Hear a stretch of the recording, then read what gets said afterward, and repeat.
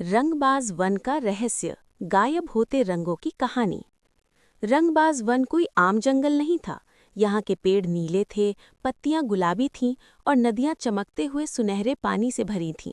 चीकू नाम का एक चालाक बंदर और उसका दोस्त भोलू भालू मजे से दिन बिता रहे थे। भोलू बड़े चाव से लाल रंग का शहद खा रहा था। अचानक आसमान में एक अजीब सी चमक हुई। भोलू के हाथ में जो लाल शहद था वो पल भर में पानी जैसा सफ़ेद हो गया। भोलू चौंक गया और बोला, चीकू, मेरा शहद, इसका रंग कहाँ गया? चीकू ने देखा कि सिर्फ शहद ही नहीं, पास का गुलाबी पेड़ भी सफ़ेद हो रहा था। जंगल के हिस्से धीरे धीरे बेरंग होकर ब्लैक एंड व्हाइट हो रहे थे। जंगल के राजा शेरा की गुफा में दहशत का माहौल था। शेरा की शानदार सुनहरी अयाल अब बूढ़े खच्चर जैसी ग्रे हो गई थी। शेरा ने दुखी होकर कहा, हमारे रंगबाज वन पर किसी बुरी शक्ति का साया पड़ गया है। हाथी की सूंड का हरा रंग भी गायब हो गया था।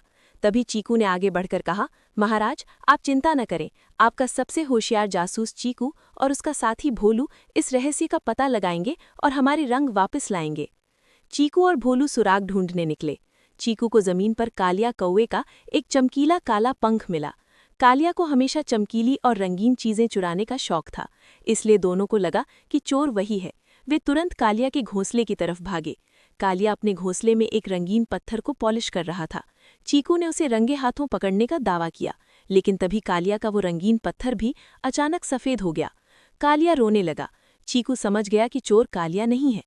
रात हो चुकी थी और जंगल का आधा हिस्सा पूरी तरह से बेरंग हो चुका था। तभी भोलू को जमीन पर कुछ दिखा। जमीन पर छोटे छोटे पैरों के निशान थे। ये निशान मिट्टी के नहीं, बल्कि चमकते हुए नीले, लाल और पीले रंग के थे।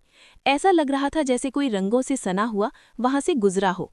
वे पैरों के निशानों का पीछा करते हुए एक अंधेरी गुफा में पहुंचे। गुफा अंदर से पूरी तरह रंगीन चमक से भरी थी। गुफा के बीचों बीच जंगल के सारे रंग हवा में एक बड़े बवंडर की तरह घूम रहे थे। भोलू ने हिम्मत करके बवंडर पर हमला किया, लेकिन बवंडर ने भोलू का भूरा रंग भी खींच लिया और वो एक झटके में बर्फ जैसा सफ़ेद भालू बन गया। चीकू ने ताकत की जगह दिमाग लगाया और सीधा बवंडर के बीच में कूद गया। बवंडर के अंदर पहुंचकर चीकू हैरान रह गया। वहां कोई खूंखार राक्षस नहीं था, बल्कि टीटू नाम की एक बहुत ही छोटी और प्यारी सी गिलहरी थी। टीटू एक बड़े से जादुई पेंट ब्रश को पकड़कर फूट फूट कर रो रही थी। वो ब्रश अपने आप चल रहा था और जंगल के सारे रंगों को चूस रहा था। टीटू ने रोते हुए चीकू को बताया, कल मेरी माँ का जन्मदिन है। हमारी गुफा बहुत बेरंग और उदास थी। मुझे जंगल में ये जादुई ब्रश मिला।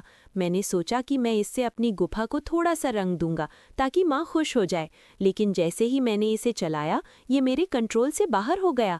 ये ब्रश जंगल से असली रंग खींचने लगा और अब रुक ही नहीं रहा है। चीकू को टीटू पर दया आ गई। उसने मुस्कुराकर कहा, रो मत टीटू, कोई भी जादुई चीज़ तब तक खतरनाक होती है जब तक तुम्हें उसे इस्तेमाल करना ना आए। तुमने इस ब्रश को खींचने का आदेश दिया था, अब तुम्हें इसे लौटाने का आदेश देना होगा। इस ब्रश को अपने दिल के करीब रखो, अपनी माँ की मुस्कान के बारे में सोचो और पूरी ताकत से कहो कि रंगबाज वन को उसका रूप लौटा दो। टीटू ने अपनी आंखें बंद की, ब्रश को कसकर पकड़ा और जोर से चिल्लाया, रंगबाज वन को उसका रूप लौटा दो। तभी एक जोरदार धमाका हुआ। ये कोई आग का धमाका नहीं था, बल्कि लाखों रंगों का एक सुंदर विस्फोट था। रंगों की एक जादुई लहर पूरी गुफा से निकलकर पूरे जंगल में फैल गई। पलक झपकते ही भोलू का भूरा रंग, राजा शेरा की सुनहरी अयाल और जंगल की सारी खूबसूरती वापस आ गई।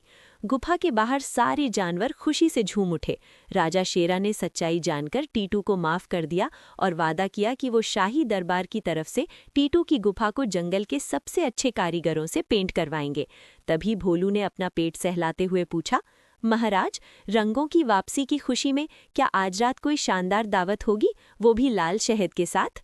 भोलू की बात सुनकर सब लोग जोर जोर से हंसने लगे और रंगबाज वन में हमेशा के लिए खुशियां लौट आईं।